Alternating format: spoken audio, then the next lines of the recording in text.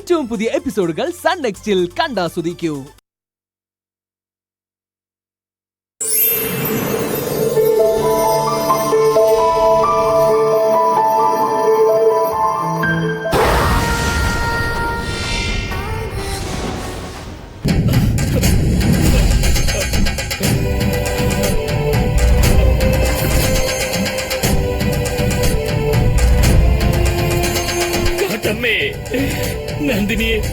നന്ദിനിയെ ജയിപ്പിക്കൂ.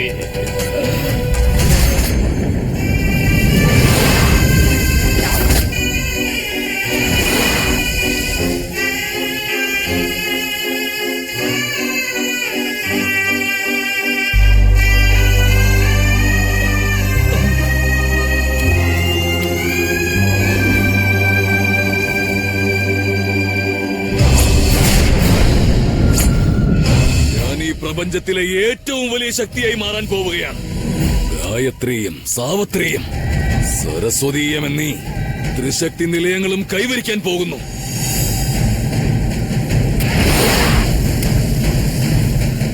ഇനി ഈ ലോകത്തില് ഞാൻ തന്നെയായിരിക്കും മരണം നിശ്ചയിക്കുക, ഞാൻ തന്നെയായിരിക്കും വിധിയും നിശ്ചയിക്കുക. അമ്മേ, അമ്മേ, നിന്റെ അംശമില്ലാതാകാൻ പോകുകയാണ്. നിന്റെ പൂർവിക സ്വത്ത് അന്യമാകാൻ പോകുകയാണമ്മേ. പാർവതി കാത്തുരക്ഷിച്ച സ്വത്ത് കളങ്കപ്പെട്ടുകൂടാ കാട്ടമ്മേ. കാലചക്രത്തെ കാത്തുരക്ഷിക്കമ്മേ, കാലചക്രത്തെ രക്ഷിക്കമ്മേ കാട്ടമ്മേ. നോക്കുകയെങ്കിൽ അവരുടെ രണ്ടുപേരുടെ കയ്യിലിരിക്കുന്ന കാലചക്രങ്ങളും നീ വാങ്ങി 3 കാലചക്രങ്ങളും ഒരുമിച്ച് എന്റെ ഏട്ടന്റെ ശിരസിൽ വെക്ക്.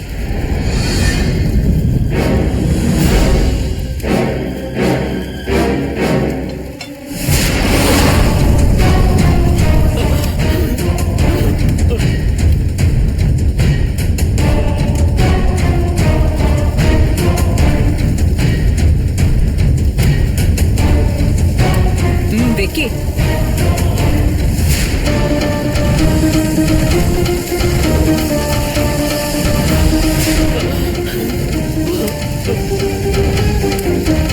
ശിരസിൽ വെക്കാൻ.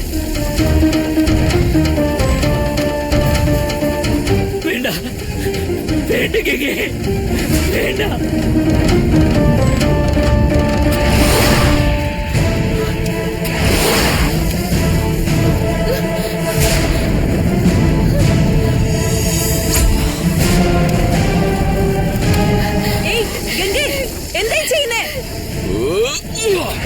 കാലചക്രം എടുത്തോളൂ.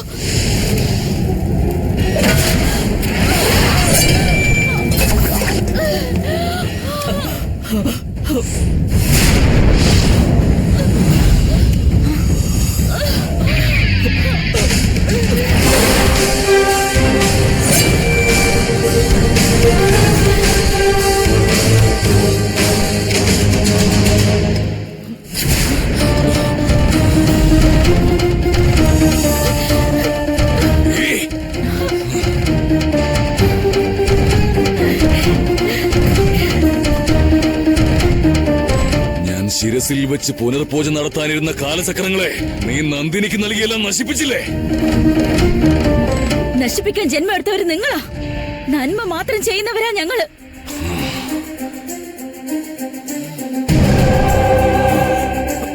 തെറ്റ് ചെയ്യുന്ന നിങ്ങൾക്കാണ് പതർച്ച. നല്ലത് ചിന്തിക്കുന്ന ഞങ്ങളുടെ ചിന്ത ഉറച്ചതാണ്. എല്ലാവരും നന്ദിനിക്ക് അനുകൂലമായി സംസാരിച്ചപ്പോ നീ നിശബ്ദയായി ഇരുന്നത് കണ്ട് നീ ഞങ്ങളുടെ ഭാഗത്താണെന്ന് ഞാൻ കരുതി. എന്നാ നീയും ആ നന്ദിനിയുടെ പക്ഷം പിടിച്ചിരിക്കായിരുന്നു അല്ലേ? നന്ദിനി ആരാണെന്ന് അറിയാത്ത സമയത്ത് പോലും നാഗമ്മ എന്ന പേരിൽ അവളെ മനസ്സിലേറ്റി പൂജ ചെയ്തവളാണ് ഞാൻ. ഇപ്പൊ നന്ദിനി എന്റെ കൂടെ പറഞ്ഞ സഹോദരിയാണെന്ന് അറിഞ്ഞ ശേഷം ഞാൻ അവളെ വിട്ടുകൊടുക്കും തോന്നുന്നുണ്ടോ?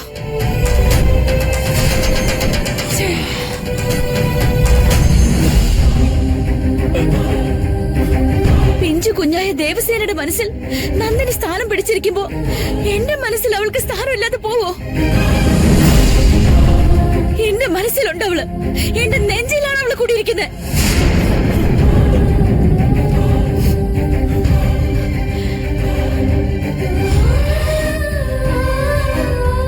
എല്ലാവരും നന്ദിനെ വിട്ടേക്കാൻ അപേക്ഷിച്ചപ്പോ നിങ്ങൾ അതിന് വഴങ്ങിയില്ല.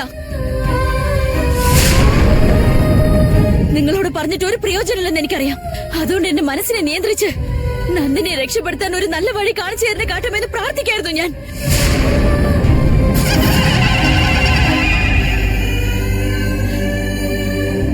കാട്ടമ്മയാണ് കാലചക്രങ്ങൾ എന്റെ കയ്യിലേക്ക് കൊണ്ടുവന്ന് തന്നത്. അതാ ആ കാലചക്രങ്ങൾ ഞാൻ നന്ദിനെ തന്നെ ഏൽപ്പിച്ചത്. നീ എന്നെ ചതിക്കായിരുന്നല്ലേ?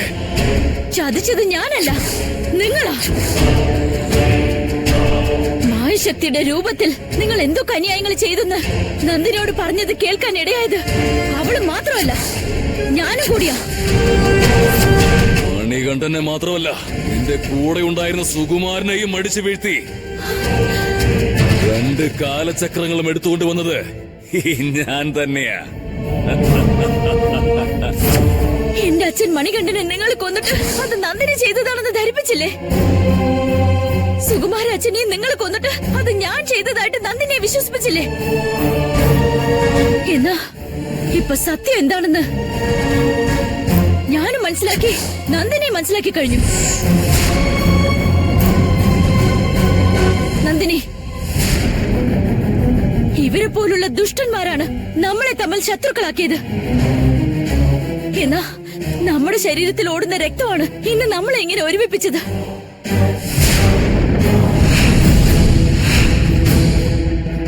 നന്ദിനി, ഇനി നമ്മൾ ഒന്നാണ്. നീ ആവശ്യപ്പെട്ട കാലചക്രങ്ങൾ നിന്റെ കയ്യിൽ തന്നെ വന്ന് ചേർന്നില്ലേ? എല്ലാ പ്രശ്നങ്ങൾക്കും കാരണക്കാരായ ഈ 2 പേരെയും ഇനിയൊന്നിനാ നീ വിട്ടുവെച്ചിരിക്കുന്നേ?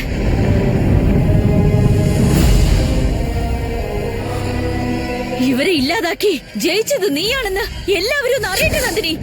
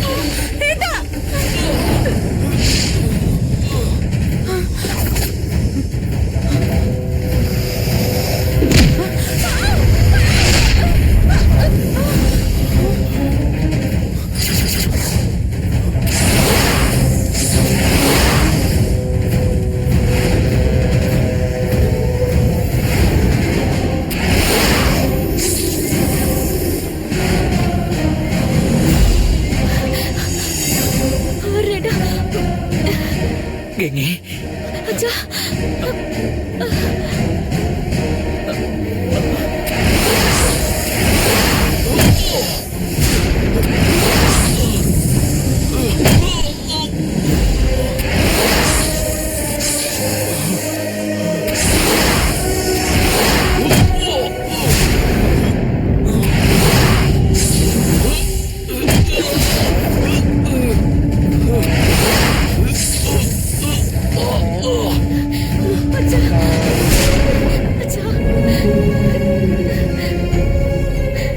നിങ്ങളുടെ കൈകൊണ്ട് തന്നെ അച്ഛനെ കാലചക്രം ഏൽപ്പിക്ക. കറുപ്പൻ സ്വാമി, കാലചക്രം വാങ്ങിച്ചോളൂ. ഇത് വാങ്ങിച്ചോളൂ. ദാ.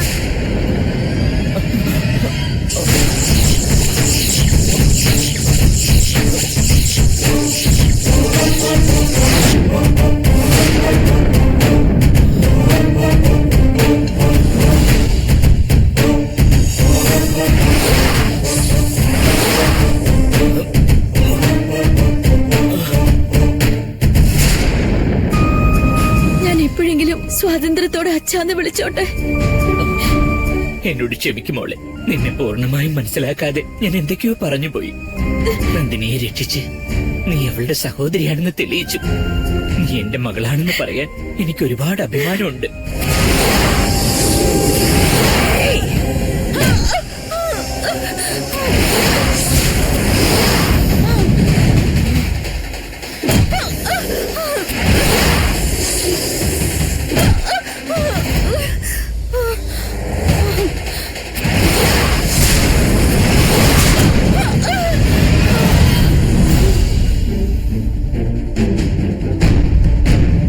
ദൈവത്തിന്റെ സ്വത്ത് ദൈവത്തിന് തന്നെ പോയി ചേരണം. വേർപെട്ടു പോയ കാലചക്രങ്ങൾ ഇപ്പൊ ഒന്നായിരിക്കുകയാണ്. ഇത് കാട്ടമ്മയ്ക്കുള്ളതാണ്. ചെല്ല്, ഇത് കൊണ്ടുപോയി അമ്മയുടെ കാൽക്കൽ സമർപ്പിക്കൂ. വാ വാ വാ വാ, എല്ലാരും വാ വാ മോളെ.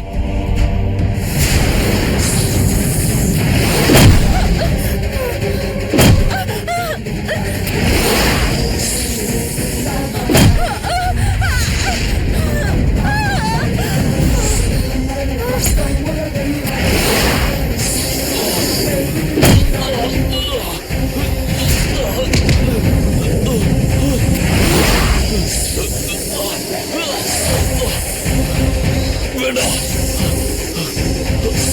വേണ്ട, എന്നെ വിട്ടേക്ക്. വേണ്ട.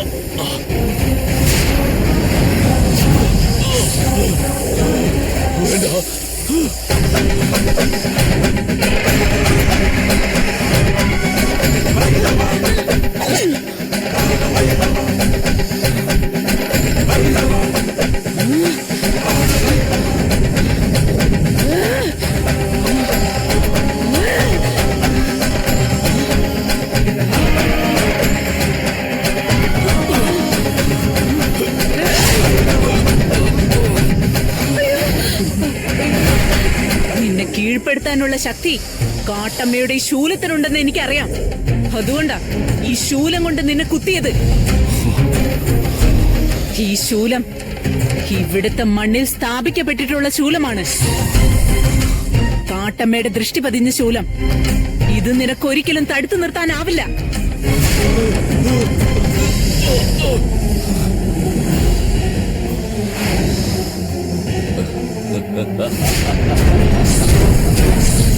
നിന്നെ രക്ഷിക്കാൻ നിന്റെ കൂടപ്പിറപ്പായ ഗംഗയുണ്ടെങ്കിൽ എന്റെ ഏട്ടനെ രക്ഷിക്കാൻ ഏട്ടന്റെ കൂടപ്പിറപ്പായ ഈ മാധവിയുണ്ട്.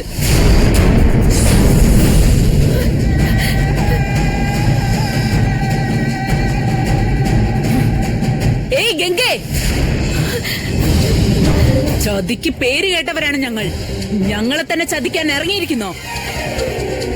ഈ നന്ദിനിയെ രക്ഷിക്കാൻ വേണ്ടിയല്ലേ നീ കാലചക്രങ്ങൾ അവളുടെ കയ്യിൽ കൊണ്ടുപോയി കൊടുത്തത്? ഇപ്പൊ കാലചക്രങ്ങൾ എന്റെ കൈവശം തന്നില്ലെങ്കിൽ നന്ദിനിയെ ഇവിടെ വെച്ച് തന്നെ കുത്തി കൊന്നുകളയും ഞാൻ.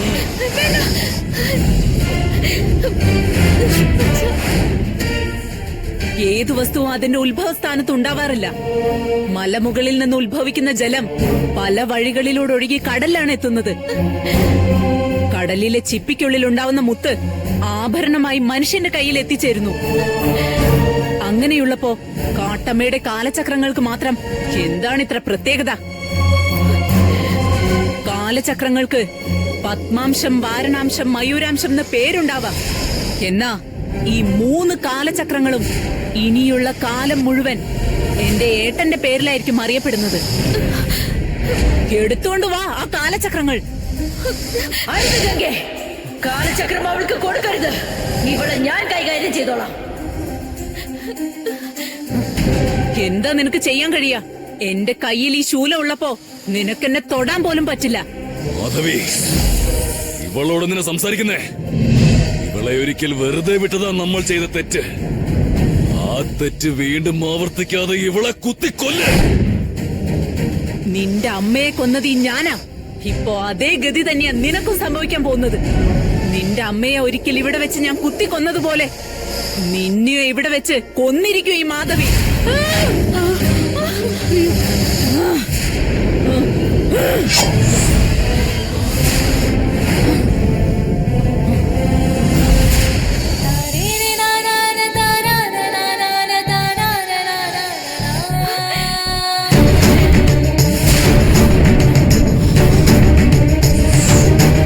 ജാനകി, നീ ഇതിൽ തലയിടണ്ട.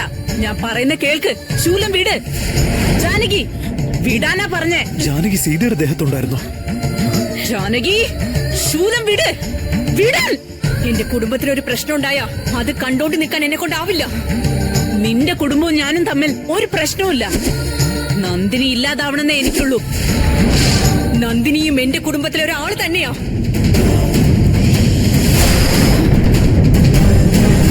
ഞാൻ ഉള്ളിടത്തോളം നന്ദിനിക്ക് ഒന്നും സംഭവിക്കാൻ ഞാൻ അനുവദിക്കില്ല. നീ ഒരു ആത്മാവാണ്, നന്ദിനി ഒരു നാഗവും. ആത്മാവും നാഗവും തമ്മിൽ നടന്ന വഴക്കുകളൊക്കെ നീ മറന്നുപോയോ? അതൊക്കെ ഞങ്ങളുടെ കുടുംബകാര്യം. ഞങ്ങള് കുടുംബാംഗങ്ങളാവുമ്പോ ചിലപ്പോ വഴക്കുണ്ടാക്കിയിരിക്കും, ഒന്നിക്കേണ്ട സമയത്ത് ഞങ്ങൾ ഒന്നിക്കുകയും ചെയ്യും. അതൊക്കെ ചോദിക്കാൻ നീ ആരാടി? അപ്പോ എല്ലാവരും ഒറ്റക്കെട്ടാണല്ലേ? നിങ്ങൾ ഒന്നായി വന്ന് എതിർത്താലും നന്ദിനിയെ എന്നിൽ നിന്ന് ഒരിക്കലും രക്ഷിക്കാനാവില്ല.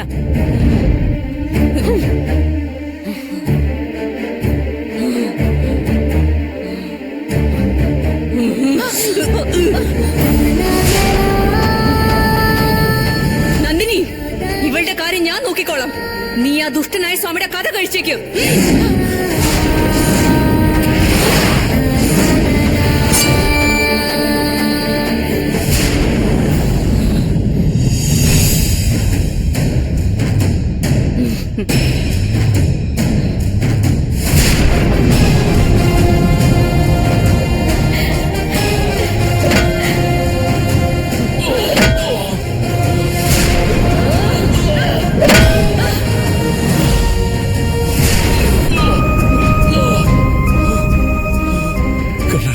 കണ്ണഴകി, നീ ഒന്ന് പറ. നീ പറഞ്ഞാലേ അവിടെ അനുസരിക്കൂ. എന്നോട് ക്ഷമിക്കാൻ പറയൂ കണ്ണഴകി. എന്റെ പാർവതിയെ കൊന്ന് നിന്നോട് ഞാൻ ക്ഷമിക്കണോ അല്ലേ? നിനക്കതിനുള്ള മനസ്സുണ്ടാകണം കണ്ണഴകി. എന്റെ മനസ്സ് മുഴുവൻ എന്റെ കൈകൊണ്ട് തന്നെ നിന്നെ വകവരുത്തണമെന്നുള്ള ചിന്ത മാത്രമാണ്. നിനക്കുള്ള ശിക്ഷ എന്റെ നന്ദിനിയുടെ കൈകൊണ്ടായിക്കോട്ടെ എന്ന് കരുതിയിട്ട എന്നെ തന്നെ ഞാൻ സ്വയം നിയന്ത്രിച്ചു നിൽക്കുന്നത്. നിന്നെ എന്ത് ചെയ്യണമെന്ന് നന്ദിനി തീരുമാനിക്കും. ഓടാ.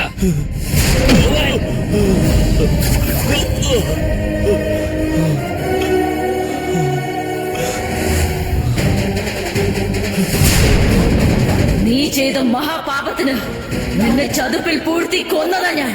എന്നിട്ടും മായശക്തിയായി വന്ന് വീണ്ടും ഞാൻ സൂക്ഷിച്ച കാലചക്രങ്ങൾ അപഹരിച്ചില്ലേ?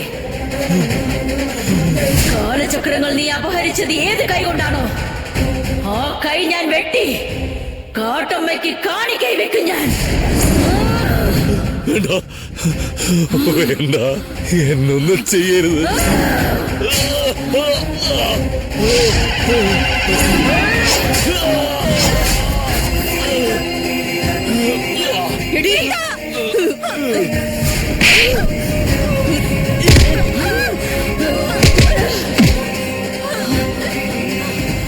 വിടരുതവളെ.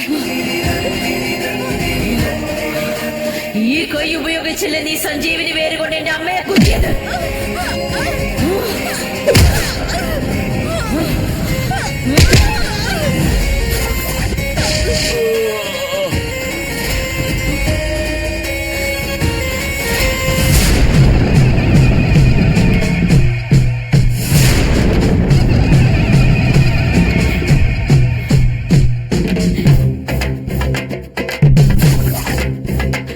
ഞാൻ കൊളുത്തിവെച്ച ജ്യോതിക്ക് ബലിയാണ് നിങ്ങൾ രണ്ടുപേരും.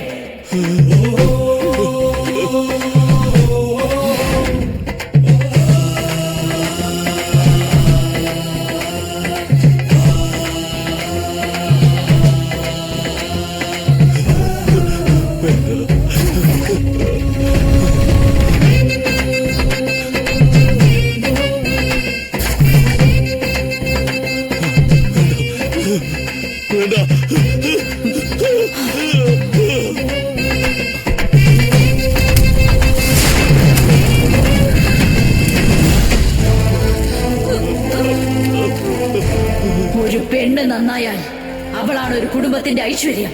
അതുപോലെ ഭഗവതിയുടെ അനുഗ്രഹമാണ് ഒരു നാടിന്റെ മുഴുവൻ ഐശ്വര്യം. ഓരോ ഭഗവതിയുടെ ഉള്ളിലും സ്നേഹവും വാത്സല്യവും ഉണ്ട്, ദയയും കരുണയുമുണ്ട്. അമ്മയുടെ അനുഗ്രഹത്തിന് വേണ്ടി വ്രതത്തിന്റെയും പൂജയുടെയും ആവശ്യമില്ല. മനസ്സറിഞ്ഞ അമ്മയെ എന്നൊന്ന് വിളിച്ചാൽ മതി.